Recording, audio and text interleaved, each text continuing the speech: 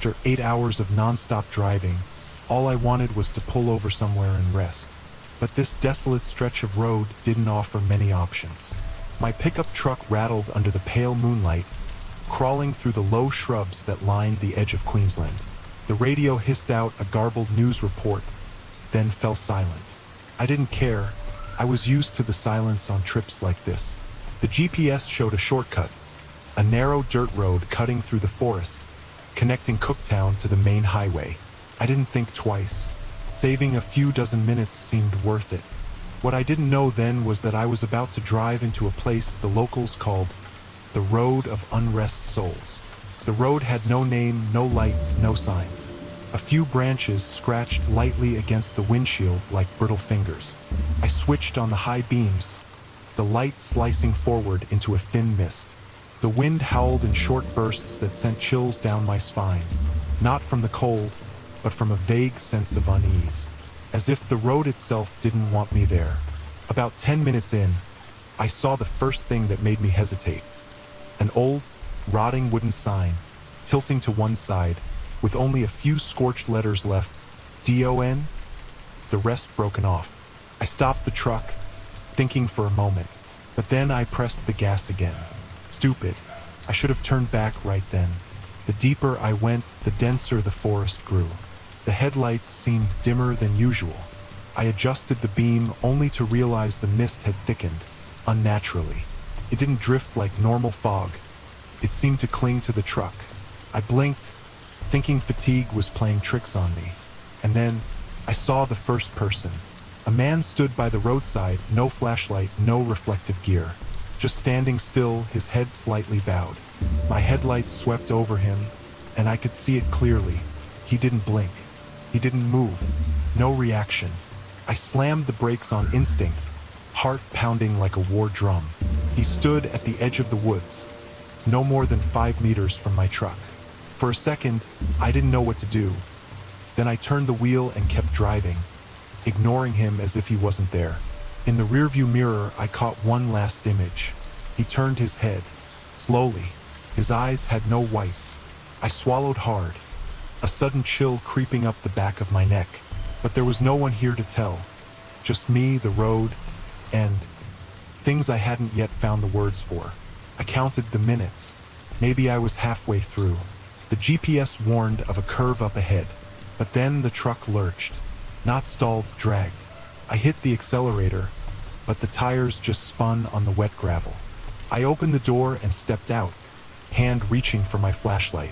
When the beam lit up under the truck, I froze in place. Nothing was stuck, but the ground beneath the truck was speckled with muddy prints. Footprints. Not just one pair, but dozens, leading from the edge of the woods to right beneath my truck, as if something had circled the vehicle while I wasn't looking. I shone my flashlight toward the underbrush, but everything was still. No wind, no insects, just a silence so deep, it rang in my ears. I stepped back, climbed into the truck, locked the doors, and tried starting the engine again. This time, it worked. I didn't dare look back. My eyes fixed on the road ahead, hands gripping the steering wheel so tightly I felt the blood drain from my fingers. I no longer knew where I was going. GPS had lost signal. Everything around me looked the same. The trees, the curves, the turns, like I was trapped in a loop, until I saw the second truck. It was parked by the roadside, a pickup exactly like mine. Identical down to the faded paint and the half-erased fleet number on the cargo bed. But what truly sent me spiraling into panic was what sat inside. A man was in the driver's seat, staring through the windshield. Motionless, unblinking, and that face, it was mine. I couldn't take my eyes off the man inside that truck. His face, no, my face was distorted in the glass, warped like a reflection in a cracked mirror.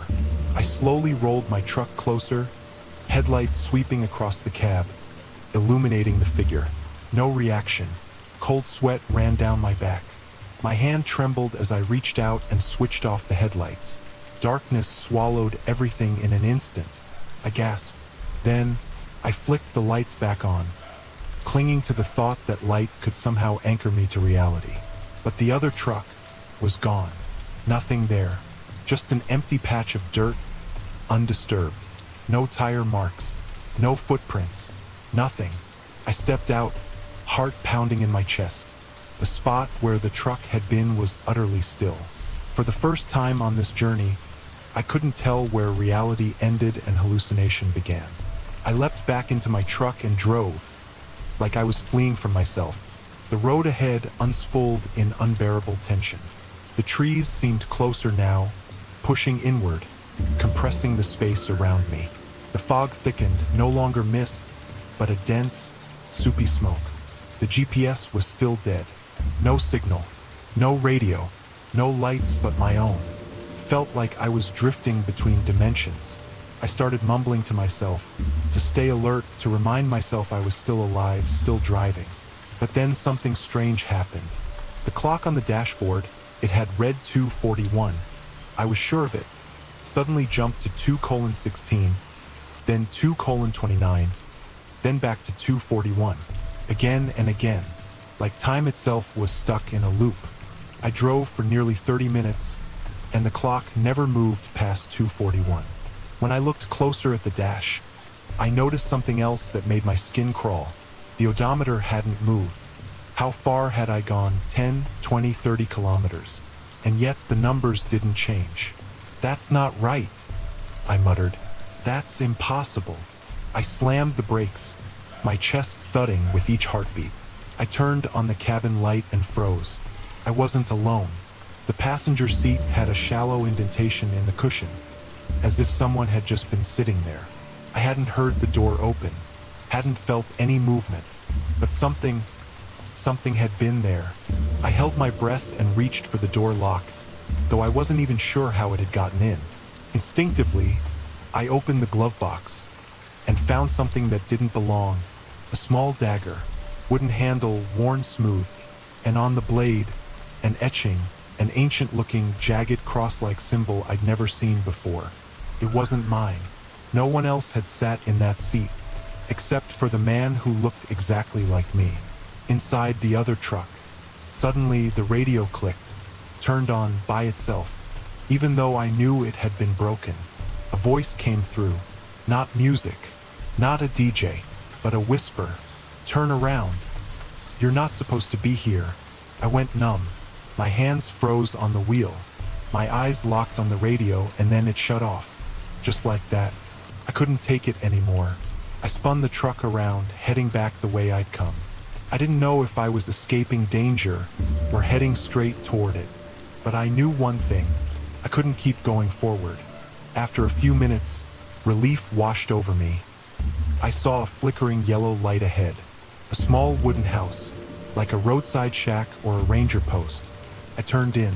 The truck rattled over the dirt path leading to the porch. The front door was open, and an old man stood there, holding an oil lantern. "You look like you've seen a ghost," he said, squinting at me. I didn't answer. I just asked one question. "Where am I?" "You're on Ghost Road, mate, and you're lucky you came out talking." I stood frozen. I stood silently on the porch, the flickering light of the oil lantern casting shadows across the old man's wrinkled face. He looked at me for a moment, then gave a subtle nod. "Come inside. Best not to stay out too long on a night like this." I followed him in. The small wooden cabin was weathered with age, thick with the smell of damp timber and wood smoke. Strangely, I felt safe there, at least safer than I had felt on that road. He poured me a cup of hot tea. My hands were still trembling, so I set it down untouched. No one spoke for a few minutes. Then he broke the silence. "I reckon you just drove through the part of the road nobody around here touches after 9 p.m. I said nothing. I didn't have to. He knew.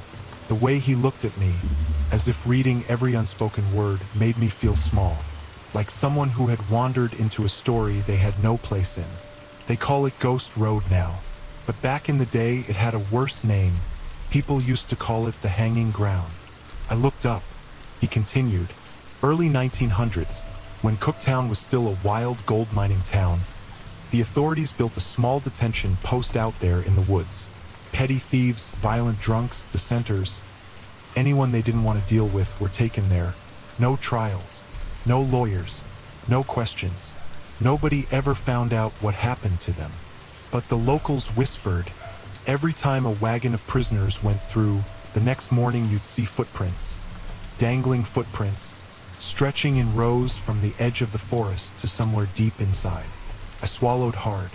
They said on still nights you could hear it, the choking, gasping, the sound of rope tightening, and something else. Something like someone still struggling in the trees. He took a slow drag from his pipe. The guards never came back. After a flood supposedly washed out the rope bridge near the post, it was abandoned. No one ever really checked what was left behind. But a few months later, a group of young explorers came, chasing the old legends. They went in and never came out. Only one came back, and when they found him, he'd gone mad. Hair turned white overnight. He just sat and mumbled over and over. The man with 2 eyes but no lids. A chill ran down my spine, not just because of the story, but because I had seen him. Once, the old man continued, voice lowering. A local cop was driving back late. He took that road. Said he saw someone by the roadside, holding a town sign like he was hitching a ride.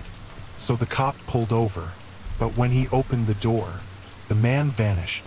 Only thing left was a smudge on the glass, like soot or ash. I felt paralyzed. The weird thing is, he said, almost whispering now, that smudge never came off. Washed, scrubbed, repainted, still there. In the end, they torched the car. And the cop vanished. 1 week later, the room grew thick. The small fire popped and crackled. Outside, the wind howled through the cracks in the wall, carrying with it a strange sound, like knocking. I jumped to my feet. Don't worry, the old man said calmly. It's just passing by, as long as you don't say its name. I froze. What is it called? He looked at me for a long time, then answered, barely louder than a breath. We call it the Watcher. It doesn't hurt you, not if you don't let it remember your face. But if you look at it 3 times, follows you, through the woods, through the cities, through time itself. I gasped. I remembered the man by the roadside. I remembered the reflection of my own face in the mystery truck. I remembered the figure standing in the trees when my engine died. 3 times. I had seen it 3 times.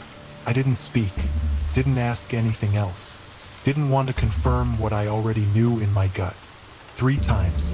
I had looked into its face, once by the roadside, once in the glass, and once more, standing silently in the thick, unmoving fog. I had crossed the line. The old man no longer looked at me. He stood up, blew out the oil lamp, and opened the door. No farewell. I understood it was time for me to leave. I stepped outside. The night had dropped like a heavy blanket. The wind had stopped. Everything was still. My truck was right where I'd left it. I got in and started the engine. The lights came on, but the feeling of safety I once had was gone. I wasn't even sure this was still my truck. I wasn't sure I was still in reality. I turned the truck around, steering away from the forest path, heading back toward Cooktown. No GPS, no cell signal, no map, just the road, the trees, and the growing weight of fear pressing down on my chest. First, everything seemed normal. The landscape retreated slowly. The fog thinned. I even heard crickets chirping somewhere nearby. I dared to hope just a little that maybe I had made it out, that maybe everything had been a product of exhaustion, of my mind playing tricks. But then, I saw the burnt wooden sign. It appeared again by the side of the road. The same broken message, due end. The same rotting post leaning at the same angle. My heart pounded. No way. I had turned the other direction. I had turned back. I hit the brakes, frozen. At that exact moment, the radio clicked on without warning. No whispers, no music, just the sound of breathing, faint, like it was coming from the back seat. I didn't turn around. Couldn't. My hands clutched the steering wheel, every tendon strained. Another breath closer. And that's when I understood. It didn't need to look at me anymore. It was already here. The truck shut off. I flung the door open and ran. The night wind sliced through my skin like needles, cold all the way to the bone. I didn't have a direction, no destination. I just ran, as if fleeing my own existence. And then I saw the bridge, an old rope bridge, rotten wood, rusted chains. A small sign hung from a nail, swinging gently in the wind. It read, "The past never sleeps."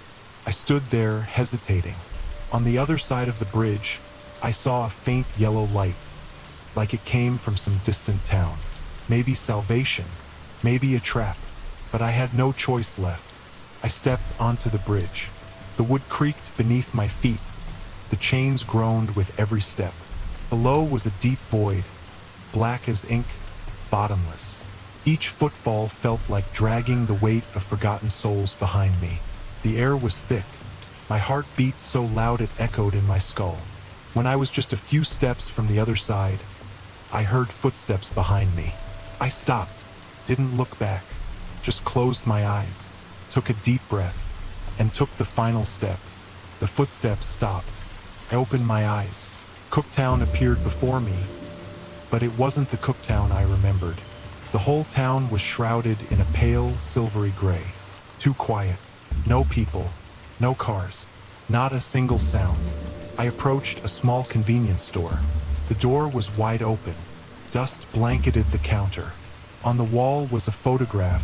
I recognized my face in it, standing beside men I had never seen before. Below it read, "The ones who never returned, 1974. I stumbled back, hitting the doorframe, ran outside. My heart screamed in my chest. I yelled, hoping someone would answer, but there was nothing, not even an echo. And then I heard it again, the whisper, but this time it was inside my head. "You saw it 3 times. Now it sees you."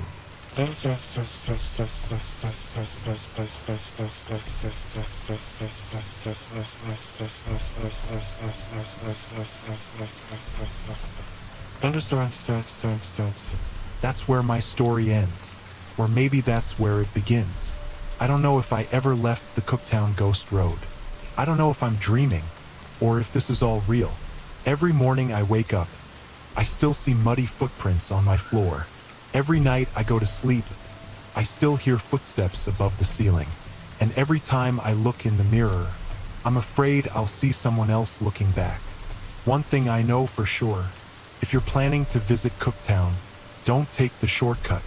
And if you ever see someone who looks exactly like you, don't look too long.